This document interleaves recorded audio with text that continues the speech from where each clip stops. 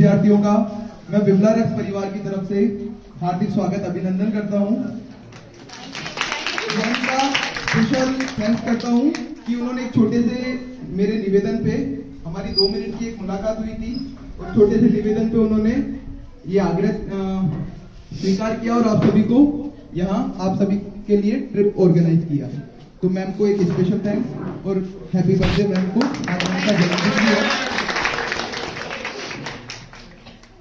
आप सभी स्टूडेंट्स बहुत ही भाग्यशाली हैं जो आपको एक ऐसे इंस्टीट्यूट से पढ़ने का मौका मिला जो एक सैद्धांतिक शिक्षा के साथ साथ आपको फील्ड नॉलेज भी दे रहे हैं। और आप सभी इसलिए भी भाग्यशाली हैं क्योंकि आप एक ऐसे फील्ड से जुड़े हुए हैं, आपने अपने करियर में एक ऐसा फील्ड जोड़ा जहां आप डायरेक्ट आर्ट और आर्टिजन्स के साथ जुड़े रह सकते हैं। दोस्तों, भारत देश शुरू से ही व्यवसाय का देश रहा है। अगर हम 40-50 साल पहले चले जाएं तो जॉब कल्चर हिंदुस्तान में नहीं था। मैकॉले की एक शिक्षा प्रणाली के बाद ये जॉब कल्चर इंडिया में आया। लेकिन अगर इससे पहले हम देखें भारत को अच्छे से छाने तो हम पाएंगे कि हमारे दादाजी परदादा ये सब कहीं भी जॉब नहीं करते थे। ये भारत कला का देश रहा है, आर्टिस्टों का देश रहा है। और अगर हम भारत के किसी भी कोने में, किसी भी छोटे से शहर या गांव में चले जाएंगे तो हमें एक अलग प्रकार का आर्ट देखने को मिलेगा। अगर हम उस आर्ट को पहचान ले, उसको मार्केट के अकॉर्डिंग डिजाइन कर ले और उसे मार्केट में प्रेजेंट कर ले तो हम सब एक एंटरप्रेन्योर बन सकते हैं, हम अपना एक स्टार्टअप कर सकते हैं। और आपने जो इतनी अच्छी नॉलेज आपने इतने अच्छे इंस्टीट्यूट से ली है, उसका वास्तविक फायदा तभी है जब हम उस कला को जाके पहचाने और उसको मार्केट की रिक्वायरमेंट के अकॉर्डिंग डिजाइन करके उन्हें शूट करके और मार्केट में रिप्रेजेंट कर पाए और उन प्रोडक्ट्स को एक मार्केट दिला पाए। मेरा सौभाग्य है कि मैं एक ऐसे परिवार में जन्म मैंने लिया जहां मेरे पिताजी ने ऑलरेडी ये रक्स कारपेट की मैन्युफैक्चरिंग सेटअप कर रखी थी।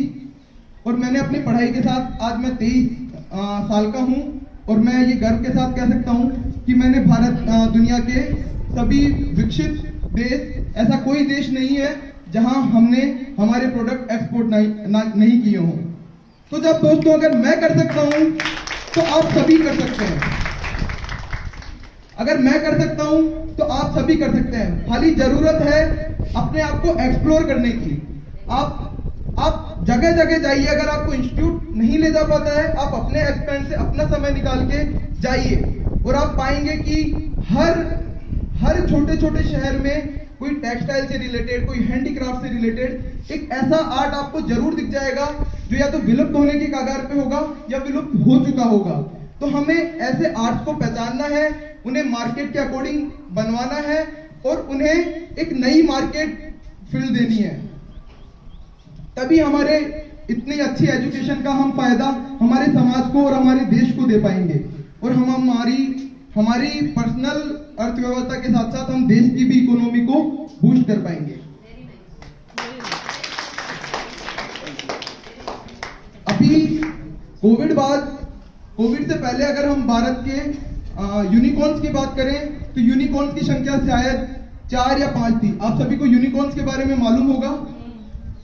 4 से 5 यूनिकॉर्न्स थे और आज मैं प्रेजेंट की बात करूं तो मोर देन 40 यूनिकॉर्न्स भारत के युवाओं ने अपने दम पे खड़े कर लिए हैं। तो अगर वो लोग कर सकते हैं तो हम क्यों नहीं कर सकते। हम सब इतने अच्छे फील्ड से, हम सबको प्रैक्टिकल नॉलेज, हमें किताबी नॉलेज बहुत है, लेकिन अब समय है उस नॉलेज को जमीनी रूप में लाने का और उससे लोगों को रोजगार देने का। अगर हम किसी एक कला को जाके पहचान लेते हैं, उसको मार्केट तक पहुंचा देते हैं और शुरू के 2-3 साल अगर स्ट्रगल कर जाते हैं तो फिर हम पाएंगे कि वो पूरा गांव, वो पूरा एरिया उस आर्ट के पीछे पल जाता है। इसका जीता जागता उदाहरण हमारी खुद की फैक्ट्री है। मेरे पिताजी जिन्होंने एक पंजादरी फ्लैट व्हील लूम जो कि एकदम विलुप्त होने की कगार पे थी क्योंकि उसको एक मार्केट नहीं मिल पा रहा था, इन लोगों ने उस प्रोडक्ट को मार्केट तक पहुंचाया और आज की तारीख में मैं कह सकता हूं कि we are the largest exporter of that kind of particular Punjab weave rug. Technology इतनी अच्छी हो गई है कि अगर आप लोगों का सवाल होगा कि ये सब कर तो लें, लेकिन इतना पैसा कहां से लाएंगे, हम तो स्टूडेंट्स हैं। तो मैं ये शर्त के साथ आपको कह सकता हूं कि हम जीरो इन्वेस्टमेंट के साथ हम कोई भी बिजनेस स्टार्ट कर सकते हैं। आजकल मार्केट में हर बंदा आपको फोटो प्रोवाइड कराने, जो भी मैन्युफैक्चरिंग करते हैं, छोटे मैन्युफैक्चरर है, वो आपको फोटोज प्रोवाइड करा देते हैं। हमें टेक्नोलॉजी को यूज करके सोशल मीडिया, फेसबुक, इंस्टाग्राम, न जाने कितने प्रकार के हैंडल्स हैं जहां हम उन प्रोडक्ट्स को पूरे दुनिया के सामने दिखा सकते हैं और वहां से क्लाइंट्स और ऑर्डर्स उठा सकते हैं। एक बार हम ये प्रोसेस चालू हो जाता है, फंड आना चालू होता है, तो हम इसको धीरे धीरे एक बड़े स्केल में कन्वर्ट कर सकते हैं। अगर भारत देश की पर्टिकुलर में बात करूं तो अभी 2030 तक इंडियन गवर्नमेंट का टारगेट है, जो इकोनॉमी अभी हमारी 4 से 5 ट्रिलियन डॉलर है, वो अराउंड 10 ट्रिलियन डॉलर तक जाने की है। तो बहुत बड़ा ट्रांजैक्शन भारत में आने वाला है। अब हमारी कैपेसिटी पे डिपेंड करता है कि हम उसमें से कितना अपनी तरफ खींच पाते हैं और कितना हम लोगों को रोजगार दे पाते हैं।